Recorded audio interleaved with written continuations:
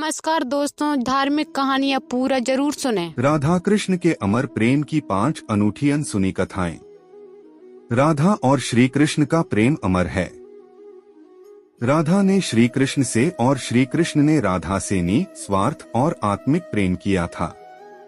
इसी प्रेम का कारण आज श्री कृष्ण के नाम के आगे राधा लगता है राधे कृष्ण। कोई रुक्मिणी कृष्ण क्यों नहीं कहता, जबकि रुक्मिणी भी तो राधा की तरह प्रेम करती थी।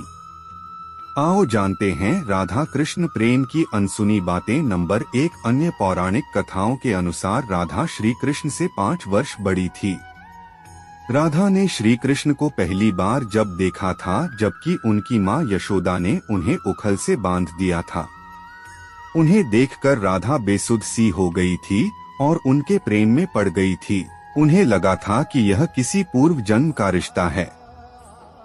कुछ लोग कहते हैं कि वह पहली बार गोकुल अपने पिता वृषभानु जी के साथ आई थी, तब श्री कृष्ण को पहली बार देखा था। और कुछ विद्वानों के अनुसार संकेत तीर्थ पर पहली बार दोनों की मुलाकात हुई थी। जो भी हो, लेकिन जब राधा ने कृष्ण को देखा तो वह उनके प्रेम में पागल जैसी हो गई थी और कृष्ण भी उन्हें देखकर बावरे हो गए थे। दोनों में प्रेम हो गया था। ब्रह्मवैवर्त पुराण प्रकृति खंड अध्याय 48 के अनुसार और यदुवंशियों के कुलगुरु गर्ग ऋषि द्वारा लिखित गर्ग संहिता की एक कथा के अनुसार एक बार नंद बाबा श्री कृष्ण को लेकर बाजार घूमने निकले थे। उसी दौरान राधा और उनके पिता भी वहां पहुंचे थे। दोनों का वहां पहली बार मिलन हुआ। उस दौरान दोनों की ही उम्र बहुत छोटी थी। उस स्थान को सांकेतिक तीर्थ स्थान कहते हैं। संकेत का शब्दार्थ है पूर्व निर्दिष्ट मिलने का स्थान। मान्यता है कि पिछले जन्म में ही दोनों ने यह तय कर लिया था कि हमें इस स्थान पर मिलना है। कहते हैं कि यहीं पर गर्ग संहिता के अनुसार एक जंगल में स्वयं ब्रह्मा ने राधा और कृष्ण का गंधर्व विवाह करवाया था। यहाँ हर साल राधा के जन्मदिन यानी राधाष्टमी से लेकर अनंत चतुर्दशी के दिन तक मेला लगता है। नंबर 2, ब्रह्मवैवर्त पुराण की एक पौराणिक कथा के अनुसार श्री कृष्ण के साथ राधा गोलोक में रहती थीं। एक बार उनकी अनुपस्थिति में श्री कृष्ण अपनी दूसरी पत्नी विरजा के साथ घूम रहे थे। तभी राधा आ गईं। वे विरजा पर नाराज होकर वहां से चली गईं।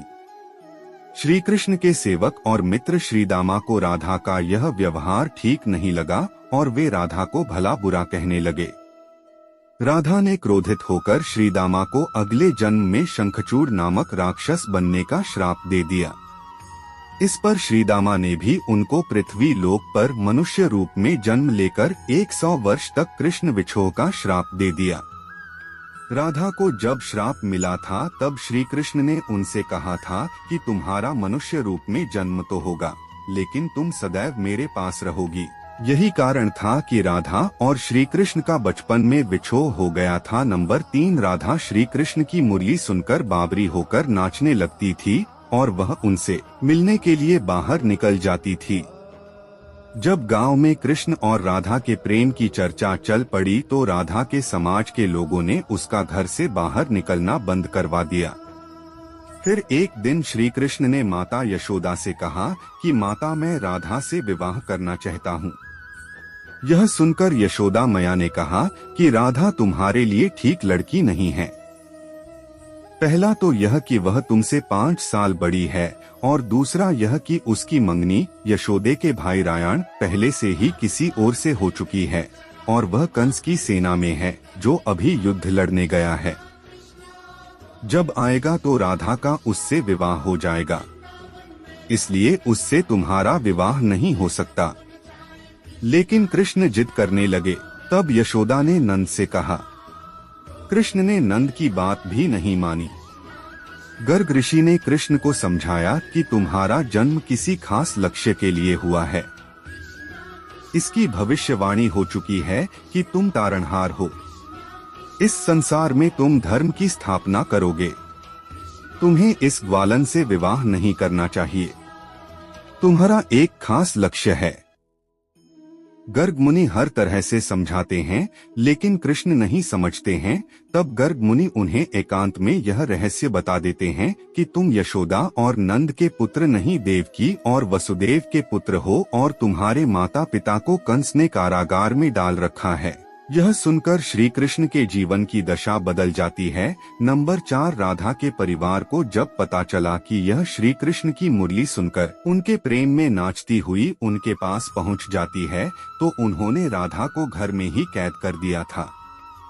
तब श्री कृष्ण ने अपने साथियों सहित एक दिन उन्हें रात में कैद से मुक्त कराकर उद्धव और बलराम सहित अन्य सखियां के साथ रात भर नृत्य किया था। यह रात पूर्णिमा की रात थी जब महारास हुआ था। बाद में राधा की माँ राधा के कक्ष में गई तो राधा उन्हें वहां सोते हुए मिली। कहते हैं कि उस वक्त श्री कृष्ण को 2 ही चीजें सबसे ज्यादा प्रिय थीं, बांसुरी और राधा। कृष्ण की बांसुरी की धुन सुनकर राधा के जैसे प्राण ही निकल जाते थे।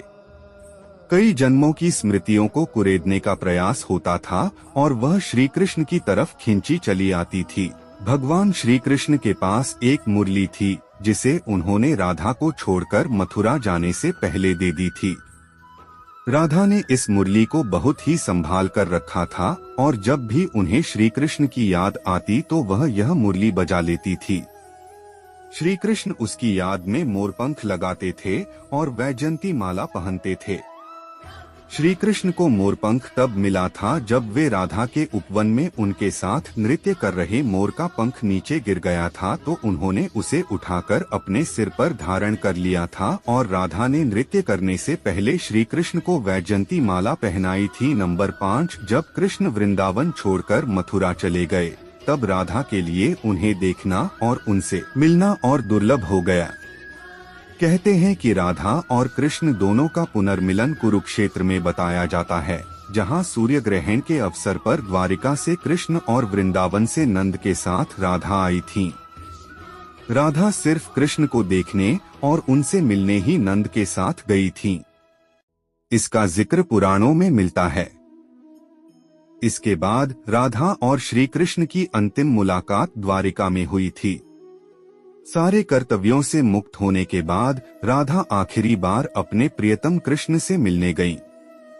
जब वे द्वारका पहुंची तो उन्होंने कृष्ण के महल और उनकी 8 पत्नियों को देखा।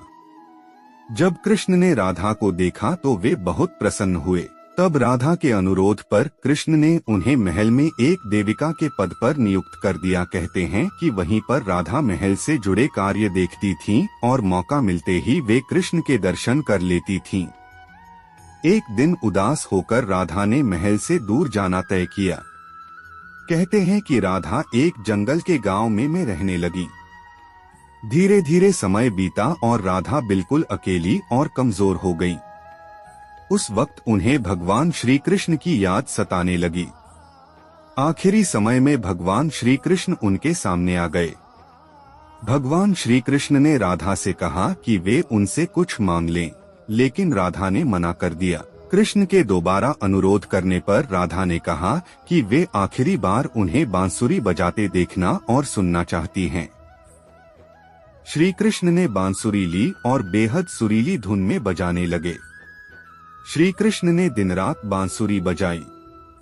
बांसुरी की धुन सुनते सुनते एक दिन राधा ने अपने शरीर का त्याग कर दिया। दोस्तों, ऐसे धार्मिक कहानियाँ जानने के लिए हमारे YouTube चैनल को लाइक और सब्सक्राइब करना ना भूलें।